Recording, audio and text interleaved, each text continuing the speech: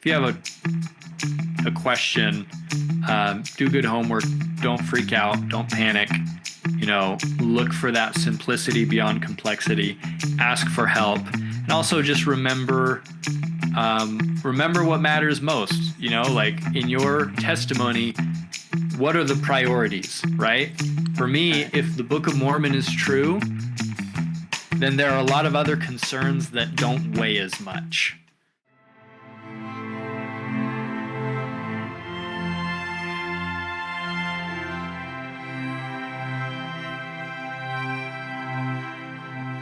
Hey everybody, and welcome to the Saints Explained YouTube channel. Today we're going to be talking with David Snell from Keystone and Saints Unscripted. So, welcome to the show, David. Thank you. Happy to be here. Yeah, glad you could be here. So, how was General Conference last weekend? Man, so I'll tell you, I've got 2 kids now, and it's a whole different animal when you've got kids.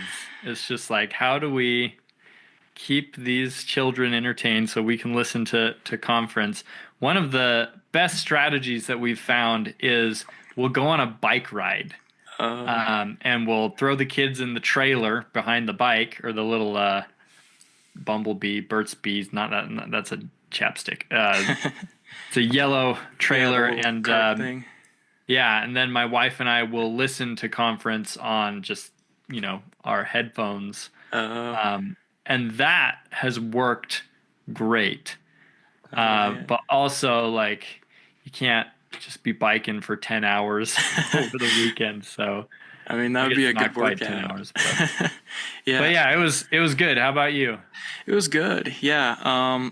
I've gotten to watch it with my family, which is enjoyable because last time I was over at college, and so yeah, that was interesting watching it by myself. But yeah, we had hash browns and sausage for breakfast. What did you guys have for your pre-conference meal?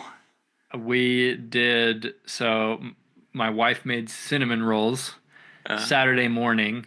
She has a gluten allergy, so she made some gluten-free cinnamon rolls, and they were actually most excellent. Oh. And I'm not much of a cinnamon roll guy, so yeah. Yeah, we used to have cinnamon rolls, but my little brother actually has a gluten allergy, so we don't have cinnamon rolls anymore, but we do have sausages, so those are always great.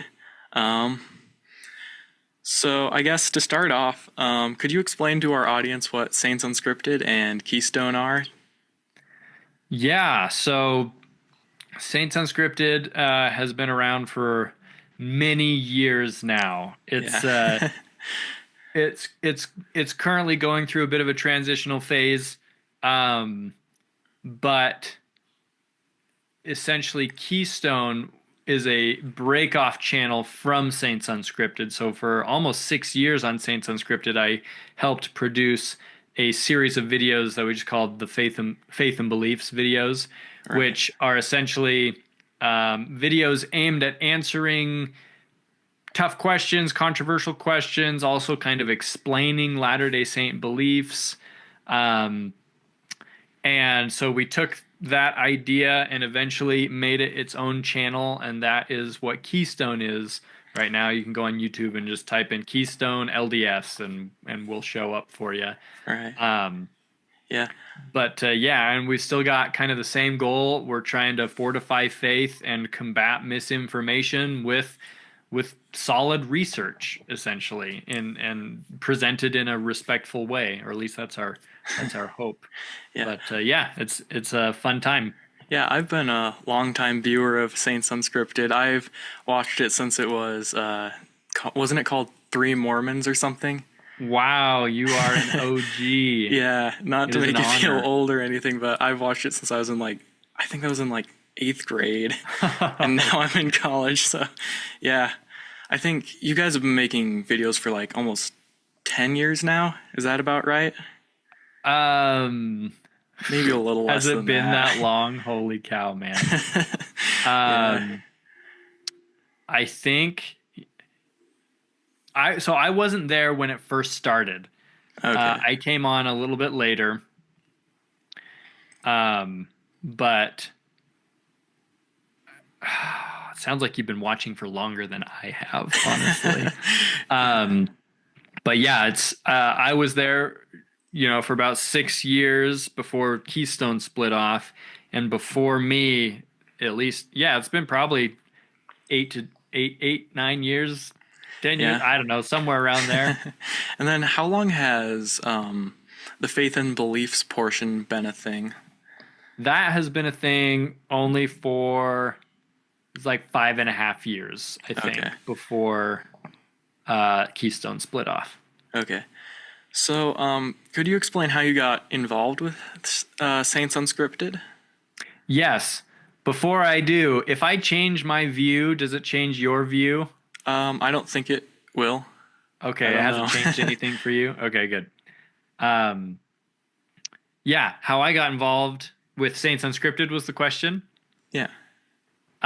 So I was an intern um, abroad in New Zealand in a program through BYU, and I was interning for the church communications department there, public relations at the time. And as I came, as that time came to a close, the people that I was working with there, they got in touch with the people that work for the nonprofit that sponsors Saints Unscripted, and they were like, "Hey, you got to bring this guy on." So they did. They brought me on as a writer, and then eventually Saints Unscripted was. Well, they brought me on as a writer for a different project, and then Saints Unscripted had some openings, was looking for some additional hosts, and so since I was already there working for that nonprofit, they were like, "Hey, let's put you in here," and and that's the rest is history. After that, I guess you could say. So, what's the nonprofit that I guess owns Saints Unscripted? It's called the More Good Foundation. Oh, yeah, I don't think I've heard of them. Um, so when you're trying to figure out what topics to cover on Keystone and Saints Unscripted, how do you figure out which ones to talk about? Like, Yeah. Usually they come from questions, either questions that I personally have had or have, or questions that other people have, or things that I'll see even in just comment sections that people are wondering about. Sometimes there was at least one time there was a post on Instagram that I saw that was from a critic of the church that made this pretty serious claim about Emma Smith, and I was like, okay, this is a problem if it's true, and so then that led down the path of investigating that claim and creating a video out of it. So yeah, really, I mean, they come from curiosity, essentially. Why do we do the things we do? Why do we believe the things we believe? Why why do some people think this is a problem but other people don't? Um, yeah, it's been quite the rabbit hole. yeah. What's your favorite video that you've made? Oh man. Um, so we did a video on the priesthood ban, which is Oh, yeah. like when you're talking about, it's like one of the top three most controversial topics that you can talk about in the church, essentially, or one of the top three most popular, at least. And that one, it took so much research because there's so much history behind it. And it took forever to get it written and then to kind of edit it. And I was going to scholars like Paul Reeve helped me out with that one a lot. He's, written books on the subject and helped write the gospel topics essay for the church on it. And so it was a lot of work from the research and the writing side. It was also a lot of work from the editing side of things. I don't edit the videos, that's Taylor Jorgensen, but I think it's some of his finest work as well. We just put a lot of time into it, and we wanted it to be really accurate, historically accurate. Um, And I think that the final product is awesome. I'm really proud of it. Yeah. It's really informational and really helpful, I think, for people that are struggling with that topic. And it doesn't necessarily mean that everybody's going to walk away from it being like, this isn't a problem anymore. But Right. it's hopefully a place where people can um, come out with a different perspective than they walked in with, or come out more edified than they were when they walked in. Um, and so it's such a controversial issue that I was really happy to be done with it, to like have done a video on it. But I also think that the video just turned out really well. So that I'd say that there are a lot that I like for different reasons, but that's probably my favorite all around episode. Then of course you've got other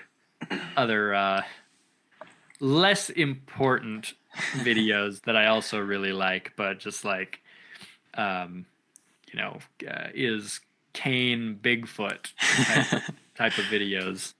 But and then there's just some more fun ones that I think are really fascinating. Like we did one about seer stones, but it was more so like seer stones in like Jewish mythology, and just seeing how similar they are to Joseph Smith's seer stone and how he used his is just kind of mind blowing. But yeah, those are a few of my favorites in different categories. Yeah, my one of my favorite videos is probably, I think it's the one on the desert alphabet. I thought that was a really fun episode. Yes. In fact,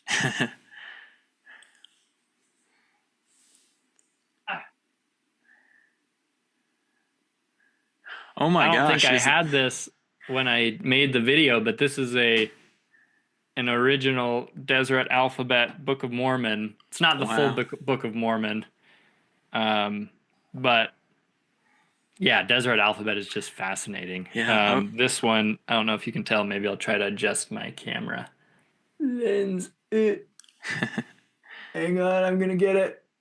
That's the temple on it, but it doesn't have Moroni on top oh yeah.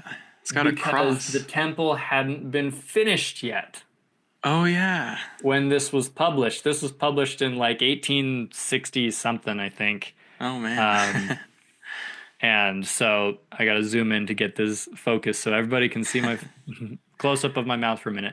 But yeah, so just that stuff fascinates me, and um, yeah, I'm glad you liked that one because that was one Yeah. that I was just nerding out about when we made it. Yeah, I was actually looking like last week at those Book of Mormons in the desert alphabet on eBay just to see if I could buy one. They're really cool. Yeah, that's exactly where I got mine. Yeah. Um, so if someone wants to share the gospel online, since you've had a lot of time in this online space, how would you recommend someone gets started off, I guess, sharing the gospel online? That is a great question.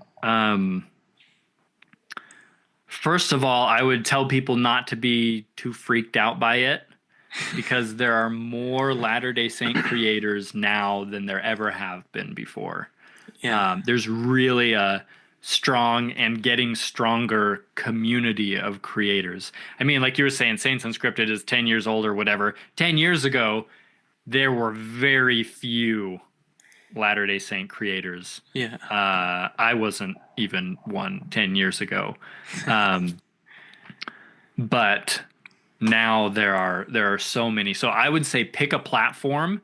If you like Instagram, do Instagram. If you like TikTok, do TikTok. If you like YouTube, do YouTube. They're all different. So if you're having success on Instagram, you very well might be having very little impact on TikTok or YouTube just Yeah. because they're different audiences.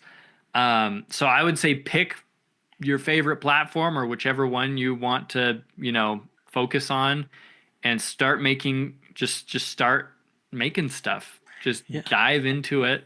But then always look back at each video and look at what worked and what didn't, and then adapt until you're hitting the sweet spot. And you start to get a little more traction. But it's just like improving by 1% every time. And that's something that like I, I am not good at. So this is speaking to ideals here, not necessarily from experience, but it's something we're trying really hard to do. Just create and improve. Um, but yeah, I'd say just start doing something. I mean, go in with a vision, go in with a purpose, decide what you want to accomplish with your channel, and then stick to that in every video you put out on that channel. Um, but experience is a great teacher. So I would say just dive in and then get to know the community in that Latter-day Saint. Get to know the other Latter-day Saint creators that are operating within that platform. So if you're on Instagram, connect with other Latter-day Saint Instagrammers and get feedback from them and tips and, collaborate, get to know them.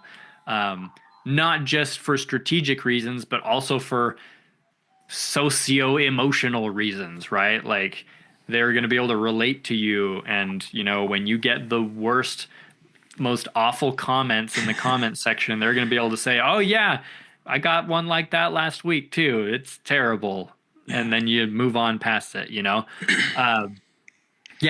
those would be some tips I'd give, and ask questions. If you, I think everybody that starts their social media account starts sharing the gospel on social media, I think they take inspiration from other creators, right? So whoever that or those creators might be, get in contact with them and pick their brain, or look at what they're doing that is working and try to replicate it with your own spin on it, right?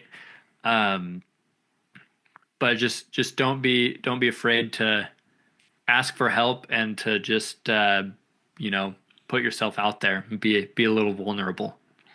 Yeah. So on the subject of I guess getting negative comments, as someone who's spent a lot of time dealing with kind of controversial aspects of the faith, how do you approach and respond to, or I guess deal with negative comments? Yeah. I mean, you take a leaf out of President Nelson's book, right? You try to be a peacemaker, which he hit on again in General Conference over the weekend. It depends. I mean, I think that sometimes as Latter-day Saints, we think that any disagreement we interpret as an attack sometimes, and that doesn't need to be the case. I am fine with respectful disagreement or sincere questions. I love sincere questions. When people are in the comment section, they say, hey, Protestant here, sincere question, what do you think about this? I love those questions, coming from a place of curiosity. But at the same time, I'm not afraid to block people. If they're just there to, troll you, to cause problems, to stir the pot, I'm okay with blocking people. I know that, from a strategic point of view, some people are like, oh, but just let them go because, the algorithm sees that engagement and then boosts your posts out to more people. And I understand that argument and agree to an extent, but also like, I don't want to be giving just like trolls another platform to complain on. Yeah. So my kind of personal philosophy is that, like, for example, my Instagram account or Keystone's Instagram account, that is like my house. It's like my digital house, and visitors are welcome. Come in and hang out, but you're going to be respectful, or else I will show you the door. Kicked out, yeah. Yeah, and people are like, oh, free speech. And yes, free speech. But like, if this is my space and you're welcome here and you can disagree and have sincere questions, but if you're just here to throw punches, I'm going to let you out. Yeah. I'm going to walk you to the door. I've had kind of the same experience where I've posted like I feel like I don't know if you experience this, but I feel like there's always like the same five people who just like come back and they're on like every single LDS account Yeah. on Instagram. And usually I just block them. And I've been criticized in the past for not allowing free speech, but in my mind, I'm like, my Instagram's a motivational account. It's not, you know, when I'm posting like some random or something about like Russell M. Nelson and somebody's like, well, Joseph Smith did this. I'm like, it's just not relevant. So I usually just delete the comments or block the person depending on circumstances. But yeah, I also agree with that there are a lot of people that I guess do want to actually engage in good faith in comment sections. I've had some pretty good experiences with people when I interact with them cordially and just explain our faith to them. So yeah, I've always I guess it just depends on the comment you're responding to that determines your approach, I guess. you know Yeah, I mean, it should always be, respectful and loving, I think. yeah. Um, but sometimes it's like, okay, you know, this person clearly has made their decision. They're just going to continue, doing this. For example, today, um, I got a message from somebody on Instagram saying, "Hey, just wanted to let you know there's this user on your YouTube channel who's just spamming everybody's comments with, negativity and pessimism and Yeah. criticism." And so I went on there and I blocked him because that's not the kind of environment I want to foster Yeah. on our channel. Yeah, and I think my philosophy is like I want to in my social media accounts I want to create an environment where people can have like open dialogues and that's not overly hostile because I feel like regardless of the position someone takes, I feel like when people get like heated in debates and stuff, I feel like it makes everyone's position look worse, I guess, if that makes any sense. Yeah, I think, and that's one of the reasons why I don't like debates in general. I'll Yeah. do like response videos and such to people that are, launching criticisms at the church. Um, but like live debates, for some people, they're great at them, and more power to them. I don't think I'd be very good at them. I think that it just too often becomes who can outwit the other person as Yeah. opposed to who's actually right. Yeah, You and know, the losing side may be factually correct, yeah. but maybe they're just a little more careful in how they come up with their arguments and present their arguments, and the other person is just really witty and can pull out all the, right scripture verses at the right time, So Right. I think there's a place for debate, and if it's a respectful debate by two qualified people, like that's great. Um, but too often, at least in the online space, it's not that way. Yeah. And I feel like, at least in most debates I've seen, most people, I don't know that I've ever seen a debate where someone like switches sides during the debate. It's more so performance for the audience to enjoy than it is actually, it's not like a scholarly work where it's peer reviewed and you're trying to present like the best arguments you can gin up. So, yeah, Yeah. I've never been a huge fan of debates. I actually debated Eric from the Testify YouTube channel like 2 weeks ago. I don't know if you saw that. It went weird. So there was kind of two portions of the debate. The first, he criticized the church, or he criticized Joseph Smith for adding the prophecy about, I don't know if you've heard this, where it's like Joseph, the son of Joseph, will bear up a prophet or something like that. He added that into the JST of Genesis 50. And I started arguing from a really weird angle, to be honest. So he kind of smoked me during the first half. But during the second half, we started talking about the 3 and the 8 witnesses. And I think I gained back a lot of ground. But I definitely learned a lot from that experience. Because so Yeah. much about debating is about just finding the right angle of attack, for lack of a better term. just to, make a point. So yeah, I agree with that. That a lot of the time debates aren't really about facts as much as it is about the articulation of an argument, if that makes any sense. Yeah, Yeah. absolutely. So to kind of switch gears, um, could you share with us kind of why you believe the church is true and I guess just your general testimony? Yeah. Um, I mean, I think there are two sides to any testimony, and one is kind of the head, and one is more so the heart. And the scriptures and Doctrine and Covenants, they focus on both, right? They say the Holy Ghost will testify you in your head and in your heart and your mind, right? Right. And Joseph Smith described Revelation as kind of a flood of intelligence coming through his mind, which I find really interesting. I think in the church we focus a lot on the heart, which has its place, of course. I think for me, my testimony has been a good balance of heart and mind.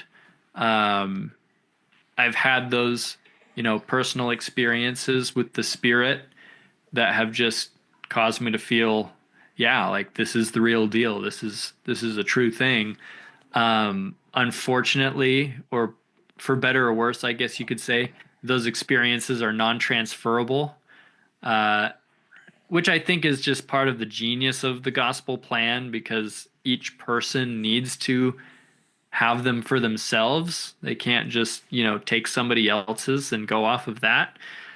So it's important that they're not transferable, but telling my spiritual experiences, while they might be extremely meaningful to me, they won't have the same meaning for you or for anybody else because they didn't happen to you. So I have those experiences, and then there's the head stuff, which even just academically, I find the evidence very compelling for the restoration, for the Book of Mormon. Not so compelling that not so compelling that no one has any other choice but to believe, because I don't think that God is designing the gospel to be provable any more than we can prove that Christ was resurrected, right? Which is part of the gospel, kind of a big part of the gospel. Um, so I don't think that there's so much evidence that there's no other option but to believe. But for me, there's enough evidence to very firmly cause me to believe. I think that like you were saying, the testimonies of the witnesses, the three and the eight witnesses, I haven't found a way to shrug those off yet and explain them away as, you know, the product of a frenzied mind or hallucination or hypnotism or, co-conspiracy. Yeah, I think that's the term. Um, I don't see any other explanation for it other than the one that Joseph Smith and the witnesses gave for it. Yeah.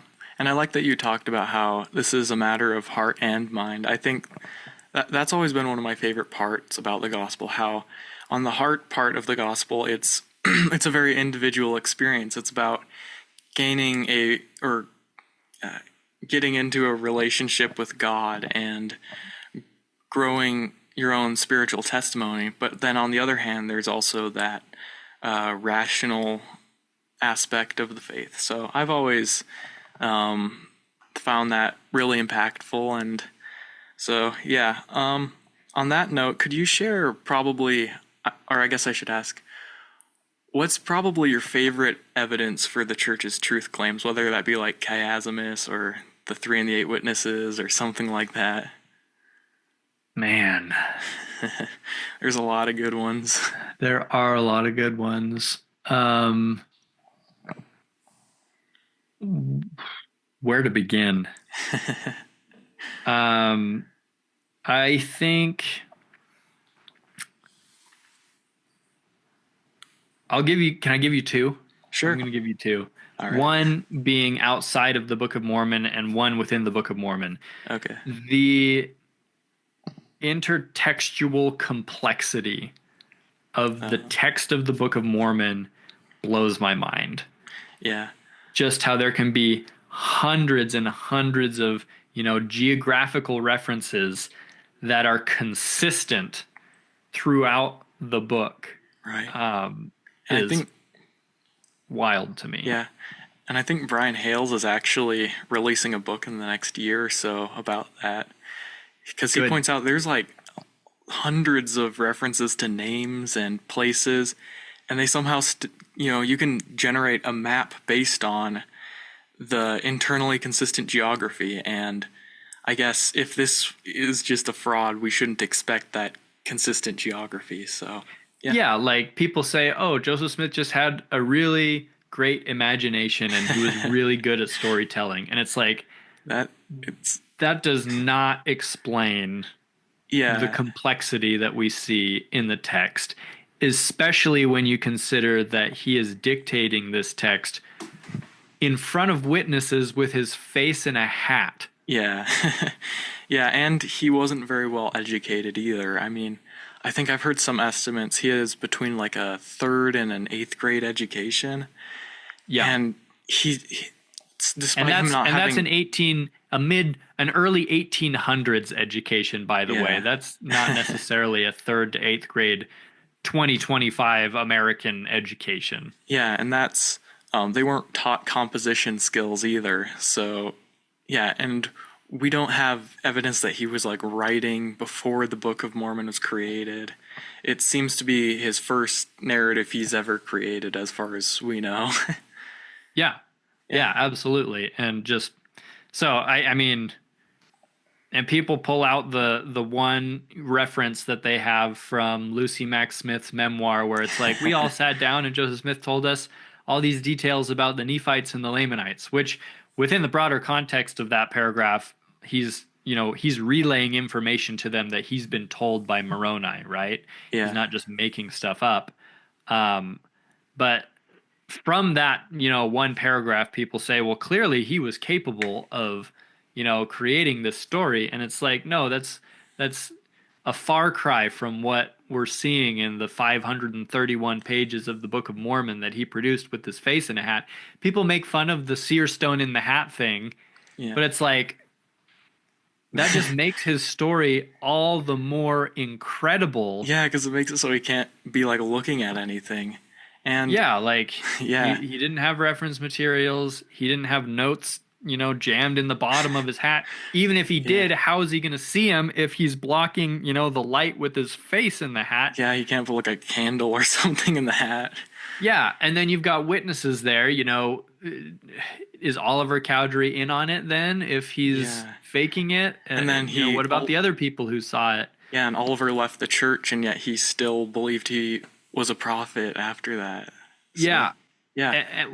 Well, he believed that Joseph was a fallen prophet at some yeah, point, I believe. Yeah, but he believed like pre-18, oh gosh, I forget the year he says he fell, but early on he still affirmed that Joseph Smith had golden plates and that the Book of Mormon was from God. And you see this from all of the 3 witnesses and several of the 8 witnesses after they left the church. Yeah, and that leads into my kind of favorite evidence that is external to the Book of Mormon would be those testimonies of those witnesses, which are just, what I hear often are theories that explain a portion of the evidence that we have, but I haven't found one yet that explains all of the evidence that we have. Yeah. So, for example, for the 3 witnesses, people will be like, oh, well, Joseph Smith caused them to hallucinate the angel and the plates, which, first of all, it's absolutely mind-boggling to me that, people would really need to resort to, hypnotism or hallucination or whatever. Right. But even if you go that route, that explains the experience of these 3 guys. What about these 8 other guys who experience a very natural witness of the plates? So I haven't found an explanation yet that covers all the bases that need to be covered if this is a fraud. And what I find really interesting is just the thought that if it is a fraud, this shouldn't be that hard to figure out. Yeah, and then it's like on top of even if it is possible that he made them hallucinate, you still have to argue that Joseph Smith had the abilities to make them hallucinate, if that makes any sense. So like Yeah, the thing which is a whole nother beast. yeah, the thing that I think is lacking with critics of the church with Three and the Eight Witnesses is that I would want to see something like this be replicated. Like, what if like in an experiment, what if they somehow through psychedelic. Okay, there we go. Hopefully it doesn't delete the previous one. But anyways, basically, I guess I should say for the audience, basically Zoom has a recording limit, and I think I hit that limit. So it kicked us out of the stream, and then we're gonna have to start recording again. So, yeah. We're back. What were we talking about? I think the witnesses. Right. Oh yeah, because I was saying, basically what I feel is lacking from the critical arguments against the Three and the Eight Witnesses is even if it is like physically possible to make someone hallucinate something to the degree that they believe they've hallucinated what they've hallucinated, because from what I'm aware, people who have hallucinations don't believe they're hallucinations. But even if it is possible to trick somebody to that degree, you'd still have to argue that Joseph Smith was able to do that, and then I would want to see that replicated in like a lab or something like that. So that's kind of my thoughts. Well, he did it subconsciously. Isn't that that's what the Fawn Brody explanation, says? right? You just totally sidestep the question totally. I don't have to explain how he learned how to do this. He just did it naturally. He just does it without even thinking about it. Obviously, it's like everyone he touches just hallucinates, I guess, like with the Kirtland Temple. He's just really enigmatic, and just has a really strong personality that just I don't know. Like, see, that's like like the best argument there is, and it's like that's not good. Yeah, it's like one theory I've heard, like with the Kirtland Temple, where you have all these people having visions and stuff, is that Joseph Smith slipped alcohol into the water or the sacrament wine or whatever. Mm-hmm. That's it seems a little bit like a God of the Gaps argument.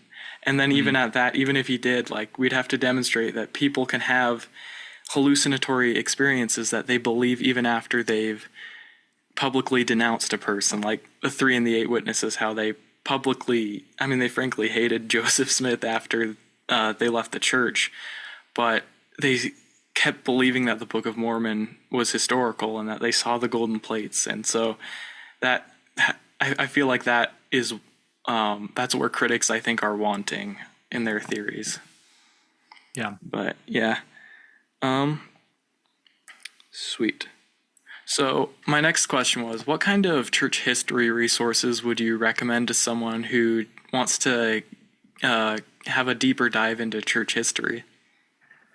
So there are more now than there ever have been before. I mean, the church's website is becoming more and more robust by the year when it comes to like the church gospel topics essays. And they've also got like the gospel topics and questions section, which I'm not quite sure how they're organizing it, but has kind of an expanded glossary of kind of controversial subjects. Read the Saints volumes, yes. Like if you're starting from square one, like that would be a good place to start. BYU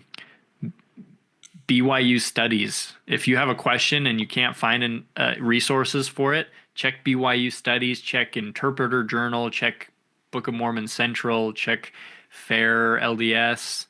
And if you're in Utah, and I say in Utah because that's the easiest place to do this, but start going to the DI and looking through their religious book section and start building your own library of kind of the classic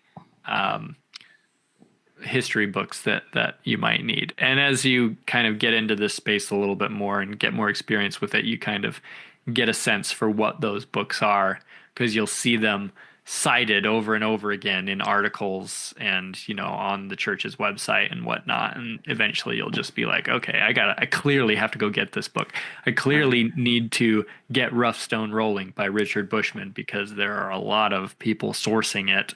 I clearly need to get Investigating the Book of Mormon Witnesses by Richard Lloyd Anderson because a lot of people are referencing it. You'll get a sense for what books would be good for you to have. And I would check archive.org to see if they're already online for you. I Yeah. think both of those books that I just mentioned are available online for free. Um, there was one occasion when I was looking for The Power of Godliness by Jonathan Stapley, and I didn't have it. And I went, archive.org didn't have it, but I went to my local library's website and they had it available in ebook form. Oh.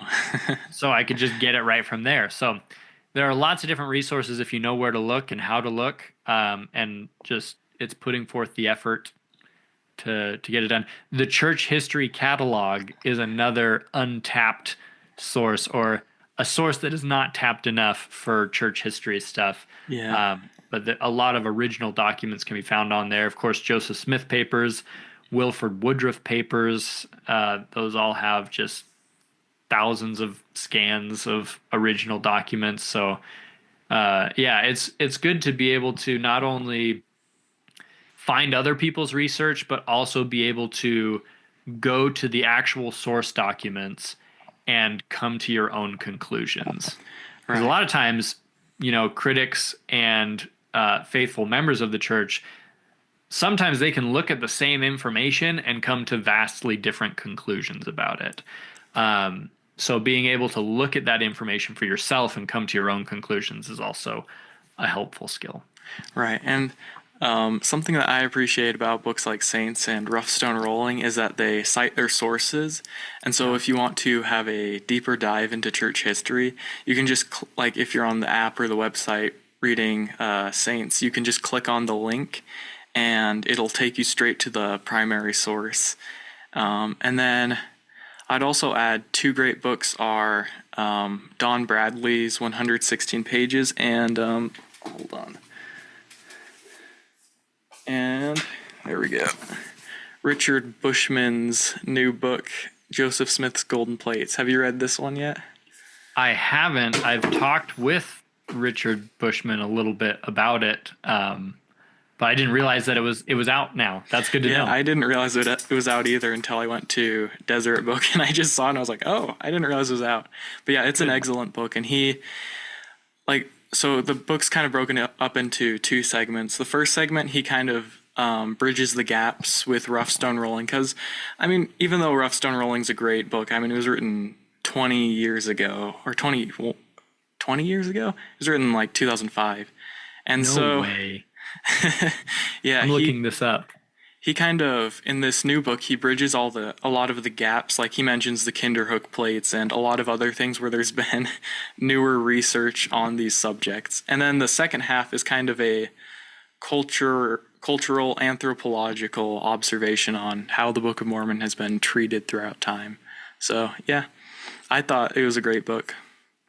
You're right. Rough Stone Rolling was 2005. Wow, that is 20 years. That's crazy. Oh, goodness.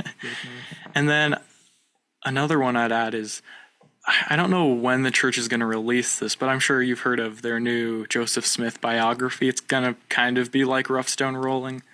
Yeah. I'm pretty excited for that one because they're going to have like their whole team of historians do really meticulous work. I'm really excited for that one, and hopefully it's a lot more like dense than Saints are. So yeah, lots of great resources out there. Agreed. Yeah. And then another question I had was, if you don't mind me asking, do you have any future videos that you're working on or any exciting projects? Yeah. Yes, I do. What You kinds want to hear about some? Sure. Well, I guess I could use this as an opportunity to tease a video I'm working on. It will I think the title will probably be something like um, Why Women Can't Pass the Sacrament. Oh, Now that sounds super like triggering, inflammatory. that title. Yeah. I recognize that. The content of the video will speak for itself once it's done, yeah, it's just essentially not advocating for any sides, right? It's just Right. exploring the question, why can't women pass the sacrament? Or why is it, another way to frame it is, why is it only deacons who pass the sacrament? And then getting into the historical development of that. Right. Um, And you I've know, I've always that issue. thought that the historical development of like women in the priesthood is pretty interesting because I'm sure you've heard this. Like in the early, from like the 19th to the early 20th century, women could actually lay on hands, and there's some really interesting stuff that the church even talks about in their newest essays. I think how many? Do you know how many new essays they've released? I heard they released a couple new. Three? Okay. I think three. Okay. Yeah, I haven't gotten the opportunity to read all of them, but I've skimmed some of them and I liked what I saw. I think that the church's gospel topics essays are always really interesting. Yeah. Um, yeah. And then Yeah, I don't know when this video will be publishing or the one that I'm working on. So maybe by the time your podcast publishes, my video will already be out. I don't know. But yeah, that's one that is on my mind a lot yeah, it sounds like currently. an interesting video. So I guess my final question would be, what advice would you give someone who is struggling with their faith? Like how do you, I guess, how does one approach like a faith crisis or something like that, you know? Yeah. So first of all, read Bruce and Marie Hafen's book "Faith Is Not Blind," where they go through the three stages, right? The simplicity, complexity, simplicity beyond complexity process. Um, expect that. I think if we expect that, it makes it not so hard when it actually happens, Right. when complexity comes along. And I've done videos about that process. So if people aren't familiar with it, go read the book, or you can just jump over to my channel and watch a video. It's one of the first videos we published on Keystone. But another thing that I'd say is just don't panic. There's time. There's lots of time. I think some people, they learn something about church history that freaks them out, and they feel compelled to throw the baby out with the bathwater Right. immediately. Like, I can't reconcile this thing, and by staying a member of this organization, I am tacitly advocating for it, or, tacitly supporting it, or whatever. So I have to just cut it all off, rip the band-aid off. And I would just say, don't panic, take your time, do really good research, um, and get help from people who have had the same questions before, that have chosen to remain faithful, and ask why. What helps them get through those questions. Um, and it's like, it's okay to even disagree with some things. Like, there are laws in the United States that I disagree with, but I still am a member of like, I'm still a citizen of the United States. Like, I don't feel compelled to move to Switzerland because of, what I disagree with. Right. I'm not trying to minimize the concerns other people have. If they feel like they need to do that, that's their thing. And I respect their choice. But it, I would say that even sustaining our leaders doesn't necessarily always mean you fully agree with the decisions they make. It just means Right. you support them in their calling, and you want them to, do the best they can do, and be inspired.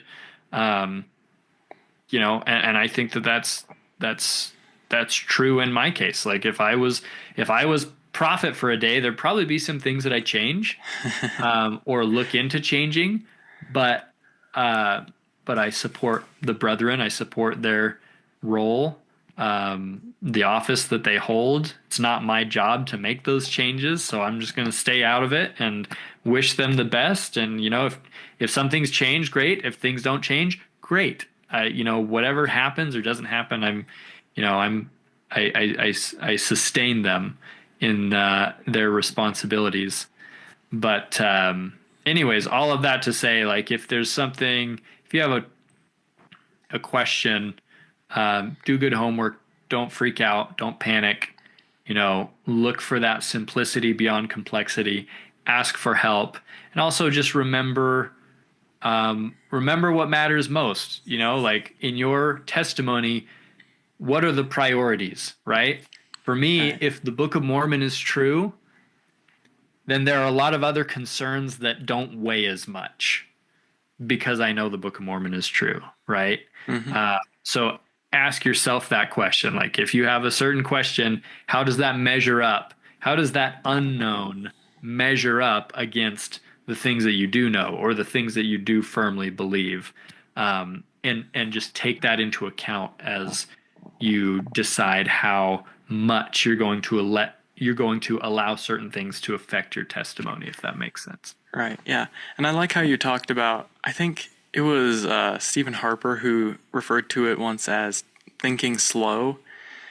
When we approach church history, a lot of people tend to jump the gun, and that kind of allows us to have our intuitions and that lower level cognitive processing kind of make the decisions for us. But when we think slow and try to stay level headed when analyzing these things, I think that we can be a lot more productive. And I also like how you talked about not throwing out the baby with the bathwater, because like nobody.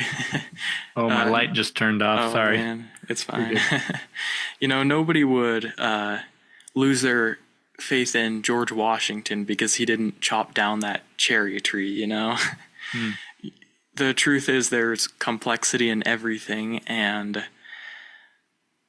we're all gonna kind of have to live with that, I guess.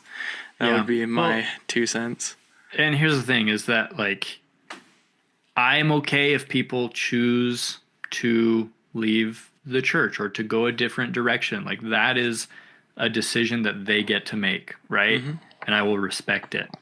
Yeah. But I want to make sure that the people that are making, that are in the middle of those decisions, that they make those decisions and base them off of correct information. Right. I see this a lot on my Instagram where I hear people saying like Joseph Smith copied the Solomon Spaulding manuscript and all that kind of stuff. Yeah. And and they'll just, whenever I explain that that's a theory that most people don't hold to, even like Dan Vogel rejects the idea that the Book of Mormon was directly plagiarized, I think people are still put off by that. And so I would recommend people to just read good information, I guess, and also to read primary source documents. Because for me, that's kind of a lot of where a lot of my faith comes from, is when I read those primary source documents and not just pictures of Joseph Smith that other people have digested for me, I am able to see things that are really interesting. Like, I'm pretty certain that he was religiously sincere, for example. And I think I think you've talked to Don Bradley, right? Mm-hmm.